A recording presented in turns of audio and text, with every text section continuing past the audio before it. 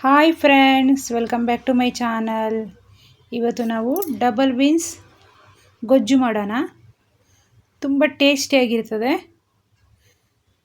ಈ double beans ಚಾಕಾನು ಚಪಾತಿಗೆಲ್ಲ ಸೂಪರಾಗಿರ್ತದೆ. ಬನ್ನಿ ಈ ಚಾಕಾನು ಯಾವ ರೀತಿ ಮಾಡೋದಂತ ನೋಡ್ಕೊಂಬರೋಣ. ಮೊದಲಿಗೆ ಡಬಲ್ ಬೀನ್ಸ್ ಗೊಜ್ಜು ಮಾಡೋದಕ್ಕೆ ಡಬಲ್ ಬೀನ್ಸ್ನ ತೊಗೊಬೇಕು. ಟೊಮ್ಯಾಟೊ 3, 1 ಈರುಳ್ಳಿ, ಸ್ವಲ್ಪ ಕೊತ್ತಂಬರಿ ಇಷ್ಟನ್ನ ಕಟ್ ಮಾಡ್ಕೊಬೇಕು. ಡಬಲ್ ಬೀನ್ಸ್ನ ಬಿಡಿಸ್ಕೊಂಡು ತೊಗೊಬೇಕು. ಮಸಾಲೆ ರುಬ್ಬೋದಕ್ಕೆ ಬೆಳ್ಳುಳ್ಳಿ, ಶುಂಠಿ, ಧನಿಯಾ 2 ಸ್ಪೂನು, ಸ್ವಲ್ಪ ತೆಂಗಿನಕಾಯಿ ಇಷ್ಟನ್ನು ಮಿಕ್ಸಿಗೆ ಹಾಕ್ಕೊಂಡು ರುಬ್ಕೊಳ್ಳೋಣ. ಸ್ವಲ್ಪ ಕೊತ್ತಂಬರಿನೂ ಸಹ ಸೇರಿಸ್ಕೊಳ್ಳೋಣ. ಸಾಧ್ಯವಾದಷ್ಟು ನುಣ್ಣಗೆ ರುಬ್ಕೊಳ್ಳಿ, ಆವಾಗ ಗೊಜ್ಜು ತುಂಬ ಚೆನ್ನಾಗಿ ಬರೋದು. ಚಪಾತಿಗೆಲ್ಲ ಸೂಪರಾಗಿರ್ತದೆ ಇದು. ಒಗ್ಗರಣೆ ಮಾಡೋದಕ್ಕೆ ಒಂದು ಕಡಾಯಿ ಇಟ್ಕೊಂಡು ಸ್ವಲ್ಪ ಎಣ್ಣೆ ಸೇರಿಸ್ಕೊಳ್ಳಿ.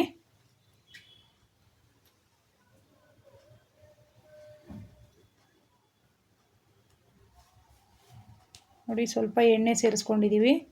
ಒಂದು 4 ಸ್ಪೂನಷ್ಟು ಎಣ್ಣೆ ಸೇರಿಸ್ಕೊಂಡಿದ್ದೀವಿ. ಎಣ್ಣೆ ಚೆನ್ನಾಗಿ ಬಿಸಿಯಾಗಿದೆ. ಈಗ ಕಟ್ ಮಾಡ್ಕೊಂಡಿರೋಂಥ ಈರುಳ್ಳಿನ ಸೇರಿಸ್ಕೊಳ್ಳಿ. ಈರುಳ್ಳಿ ಫ್ರೈ ಆಗಿದ ನಂತರ ಕಟ್ ಮಾಡ್ಕೊಂಡಿರೋಂಥ ಟೊಮ್ಯಾಟೊನೂ ಸಹ ಸೇರಿಸ್ಕೊಳ್ಳಿ. ಟೊಮ್ಯಾಟೊ ಒಂದು 3 ಟೊಮ್ಯಾಟೊ ತೊಗೊಂಡಿದ್ದೀವಿ. ಹುಳಿ ಟೊಮ್ಯಾಟೊ ಇರಬೇಕು, ಆವಾಗ ಗೊಜ್ಜು ತುಂಬ ರುಚಿಯಾಗಿ ಬರೋದು. ಆಪಲ್ ಟೊಮ್ಯಾಟೊ ಬೇಡ ಇದಕ್ಕೆ. ಆಪಲ್ ಟೊಮ್ಯಾಟೊ ಹಾಕಿದ್ರೆ ಸಿಹಿಯಾಗಿ ಹೋಗುತ್ತೆ.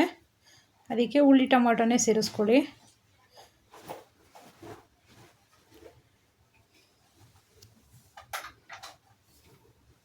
ನೋಡಿ, ಈ ರೀತಿಯಾಗಿ ಟೊಮೊಟೊ ಎಲ್ಲ ಚೆನ್ನಾಗಿ ಬೇಯೋಕ್ಕೆ ಬಿಡಬೇಕು.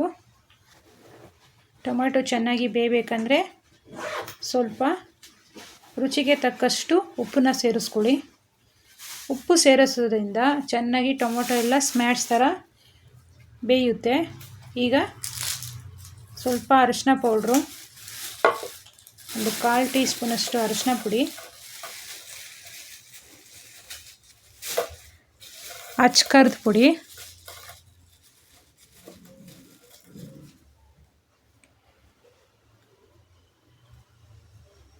ನೀವು ಎಷ್ಟು ಖಾರ ತಿಂತೀರೋ ಅಷ್ಟು ಅಚ್ಕಾರದ ಪುಡಿನ ಸೇರಿಸ್ಕೊಳ್ಳಿ.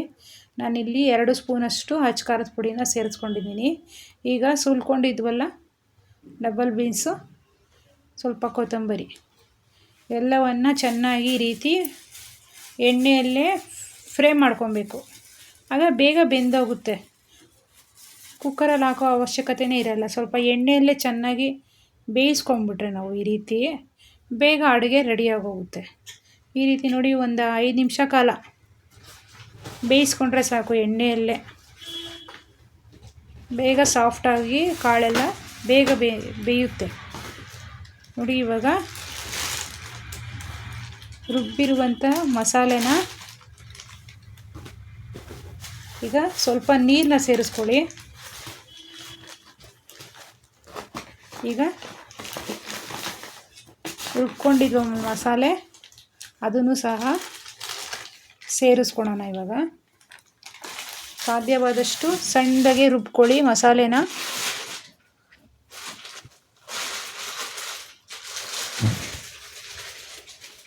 ನೋಡಿ, ಒಂದು ಸ್ವಲ್ಪ ನೀರನ್ನ ಹಾಕ್ಕೊಂಡು ಸ್ವಲ್ಪ ಬೇಯಿಸ್ಕೊತಾ ಇದ್ದೀವಿ ಕಾಳೆಲ್ಲ.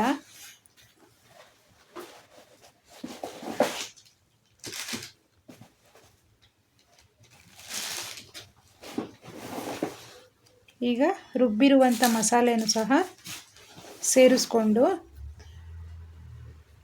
ನಮಗೆ ಎಷ್ಟು ನೀರು ಬೇಕೋ ಅಷ್ಟು ಮಸಾಲೆ ನೀರನ್ನೂ ಸಹ ಸೇರಿಸ್ಕೊಳ್ಳೋಣ.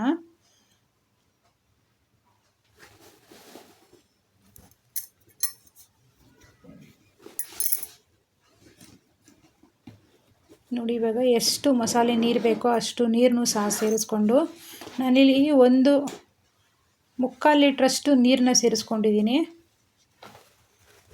ಒಂದು 10ರಿಂದ 15 ನಿಮಿಷ ಕಾಲ ಹೈ ಫ್ಲೇಮಲ್ಲಿ ಇಟ್ಕೊಂಡು ಬೇಯಿಸ್ಕೊಳ್ಳೋಣ. ಆಗ ಬೇಗ ಕಾಳೆಲ್ಲ ಸಾಫ್ಟಾಗಿ ಹೋಗುತ್ತೆ. ನೋಡಿ ಇನ್ನೊಂದು 10 ನಿಮಿಷ ಬೇಯಿಸ್ಕೊಳೋಣ.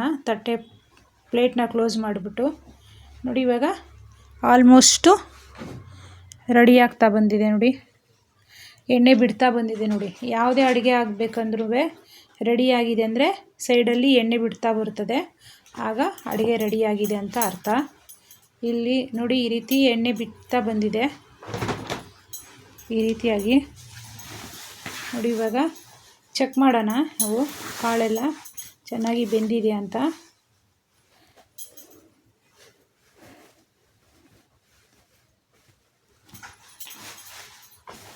ನೋಡಿ ಈ ರೀತಿಯಾಗಿ ಚೆನ್ನಾಗಿ ಕಾಳೆಲ್ಲ ಸಾಫ್ಟಾಗಿ ಬೇಯ್ದಿದೆ